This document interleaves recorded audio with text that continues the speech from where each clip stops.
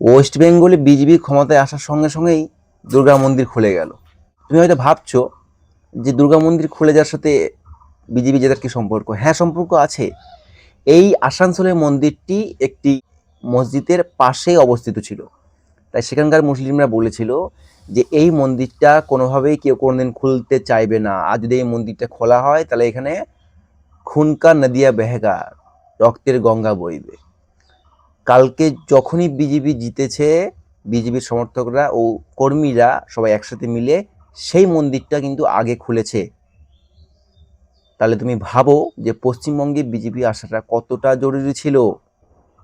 শুধু এই নয়, এমনও জায়গা রয়েছে পশ্চিমবঙ্গে যেখানে মানুষ দুবেলা ঠিকমতো খেতে পাক না পাক, রাতে ঠিকমতো অবশ্যই পারবে। যেখানকার মা বোনেরা সকাল সন্ধ্যে বাড়ি থেকে বেরোতে পারবে, যেখানকার প্রত্যেকটা মানুষ স্বাধীনভাবে কথাবার্তা বলতে পারবে, সবার সাথে মেলামেশা করতে পারবে। এই একটা কারণেই, কারণ এবার পশ্চিমবঙ্গে বিজেপি, টিএমসি না। তাই ভগবান যা করে, সবই মঙ্গলের জন্য করে।